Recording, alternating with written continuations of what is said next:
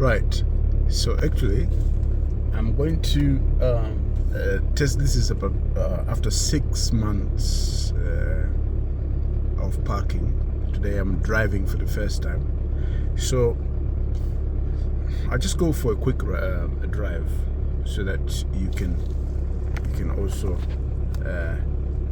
just see how it drives.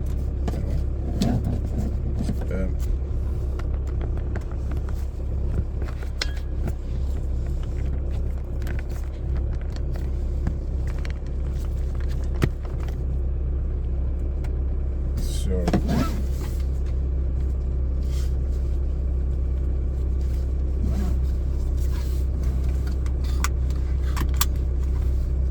as I said, it had a problem of just smoking a little bit.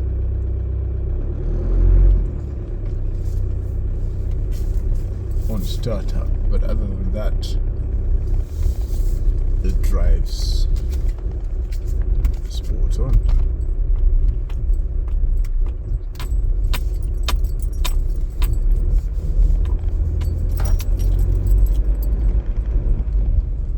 I mean, it's so powerful, that's why I'm thinking, why should I skip this car, and it really doesn't have any problem. It's old school, everything is old school. If I put it, if I, it's not like these modern Corollars with these advanced emission systems, the DPFs and AdBlue and all the nonsense, and making them very, very unreliable. This one is old school. It's 2005 setup with a lot of, with a very, very few issues. Even the EGR system is old school EGR. I think they call it a vacuum pump. You can even blank it easily. You don't even have to do any kind of ECU modification. You just put you just put a blanking plate. And the thing is fine. So maybe people are fearing unknown. Even though I've been driving this here in the UK, but I have driven to loads of places. I've not babied this car. I have really, and it has never let me down. So why should it be an ideal 4x4 in Africa? We'll see. It drives very smooth. I don't know if you can hear that because it's just magnified by the sound is magnified, but it's very, very, very smooth. This suspension needs to be, of course, it needs rotation. I will change it. I'll put a new suspension setup. I will lift it up a little bit.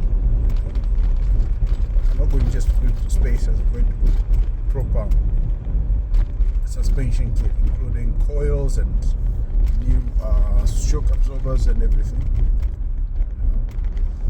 I'll probably put my lovely ChatGPT has suggested quite a lot of stuff that I can do. The aim of the channel is to see if AI can really be reliable by relying everything on it. So I'm going to be doing everything recommended by ChatGPT, really, from repairs and the modifications. All of them will be done by through the recommendations from ChatGPT. So Even the turbo is also, doing its job very, very well. There's no lag. You just it pulls really well. I'm afraid of trying to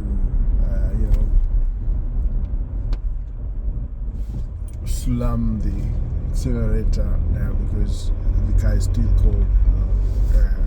It's been sitting there for 6 months or over, and I just need it to get a little bit warm, and then I'll show you how it is. It's really, everything works well. And the problem with it is because, not the problem, I think that's a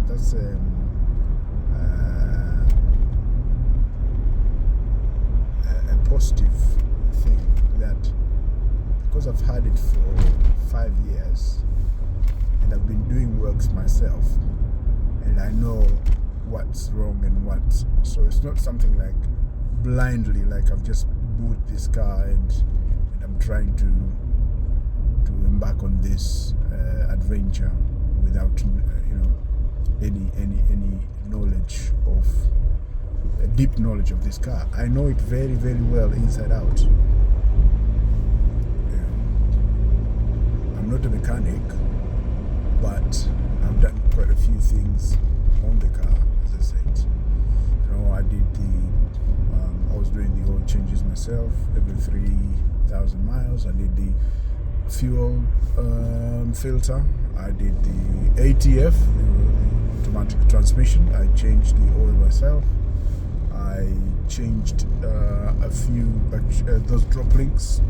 They were at some point they were required for MOT. I changed them, and then I changed. I flashed the coolant. So this shows that when you look after the car, it will look after you. And I truly believe in short interval oil changes, because this car, the recommended intervals is crazy. And here in UK, 10,000 miles, I think it's just too much. See how it goes. It's really, it pulls like a train. Very, very good. Very, very good. So the oil changes, it's just ridiculous. And most of the cars that fail over here is just because of just too long oil changes. And back in Africa, actually, people change every 3,000 kilometers. 3,000 kilometers, not even 3 to 5 thousand kilometers, which is what, less than 2,000 miles. And that's what I've been doing there myself as well.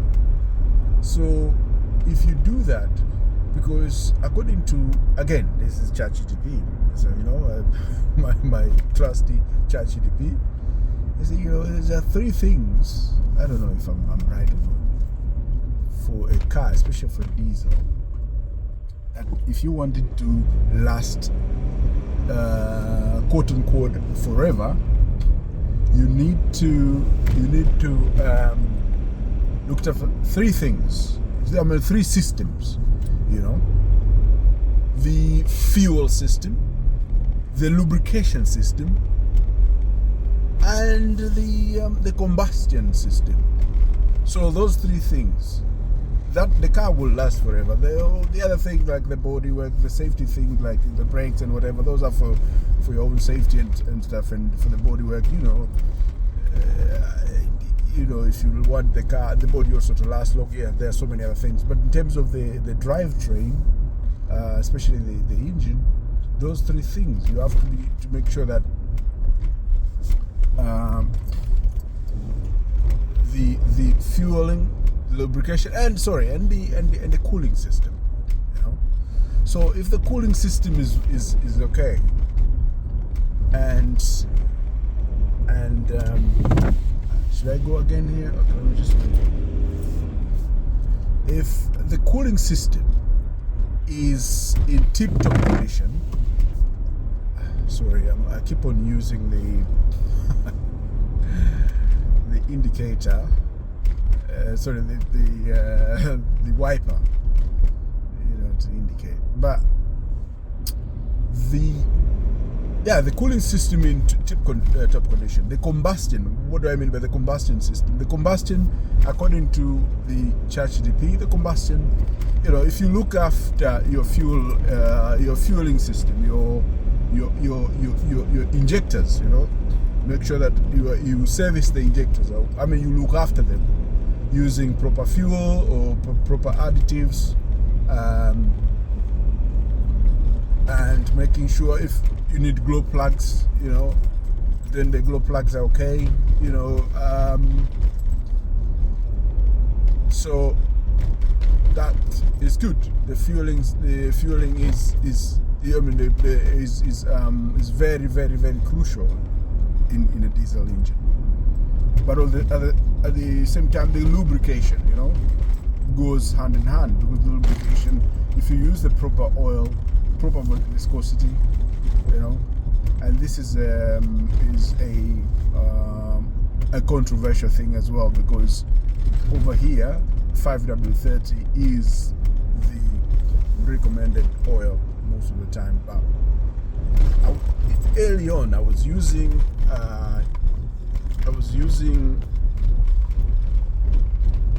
5W30, and after looking through so many channels, I think 5W40 would be better.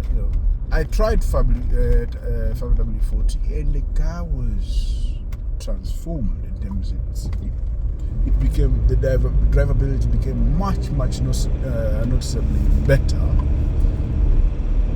Became quieter and stuff like that. So for me, I just use fully synthetic 5W40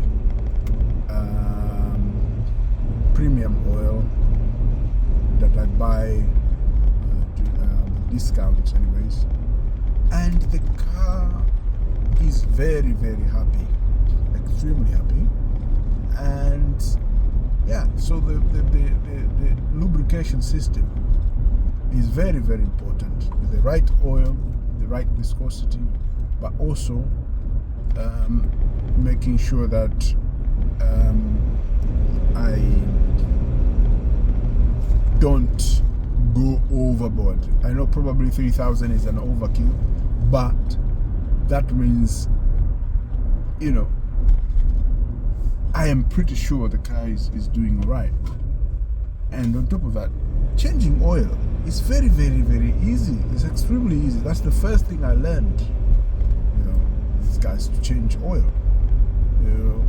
And when you change oil in this car, it costs roughly, the oil together with everything, the filter, and it's less than £70. So I don't care to spend the £70 every 6 months as an insurance. So and the cooling system, again, making sure that the radiator is okay, making sure that the cap is fine, making sure that the coolant is coolant and not some type of mud, congealed substance, because you see that, I've seen that, where people do not check, they do not even open the rad cap, to check the fueling system, and as a result, the cooling system, and as a result, the coolant become congealed, will become this thick substance, and sometimes like mud, and obviously that is going to affect cooling system. And so if there is any complaints on this car, I think it's because people have not, or people do not have time to do these simple things, you know, to ensure the car stays or remains reliable. And so for me, I would argue that is not a big deal for me to do. So if I can keep on top on those things, why would this be any less reliable than, let's say, a Toyota Prado? You know? Yes, maybe a Prado would, if you go for years without changing oil, will still work fine. But eventually it will die. This is true story, by the way. My dad had a Prado, which was like that. It's a 1KZ. I think this is like an Africa version of the Prado. It's not the 1KZTE, the one with a turbo. There's one that normally it was designed for projects. That one. It's a 3-liter diesel engine, no turbo. And that car, I don't know if anybody knows about it, but that car, I have never, ever in my life seen a car that is able to survive the worst condition like that. I mean, the worst service, the worst anything. I mean, that car, my dad was going 5 years with no oil changes, and you go in and you just start it and it just it starts and drives. There was one time where, okay, he wanted to do a long journey. He had never serviced for many years, we don't know. And they went and they tried to drain the oil, nothing came up. I mean, it's just dribbles, few dribbles, like less than a liter came up. But the car was just, working fine. And just put the oil in and the car. So I'm sure that there's so much sludge in that engine, but it was functioning. And that car has never, for years and years. The reason why I bought this for him 5 years ago, because he was driving that car for, I mean, it was just too much. Eventually, it was just like falling apart in terms of the body work, So I wanted him to drive something a little bit better. But just to finish it off, I know some Land Cruisers like those, I'm sure even the 70 series is the same thing, or the 80 series is the same thing.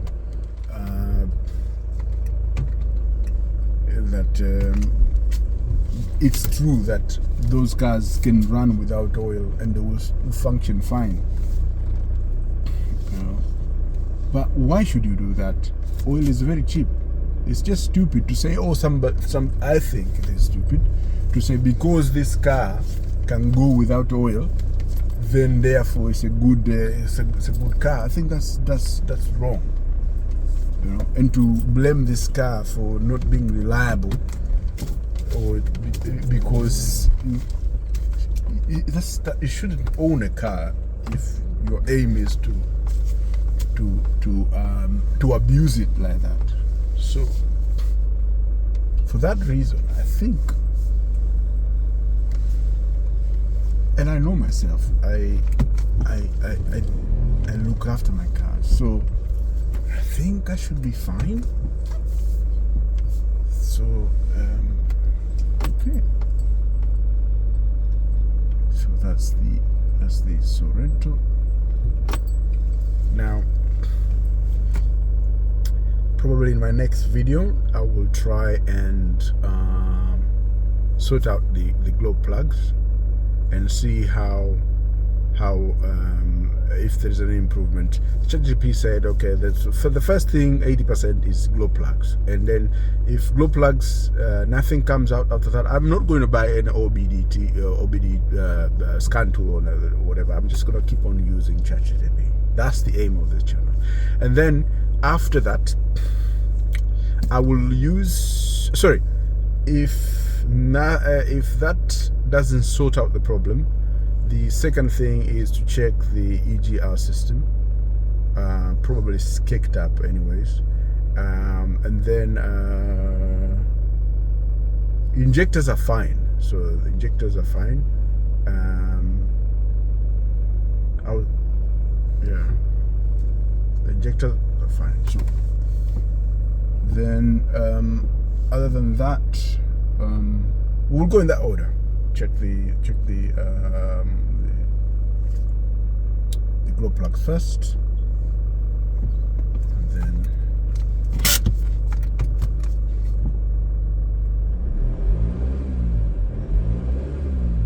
can you hear me? I'm just trying to accelerate. There's no smoke, nothing, no smoke at all, and the engine is purring. Is that pure diesel Sorento sound? Very, very nice. No issues at all. So thank you for watching, and I'll see you in the next episode. Thank you.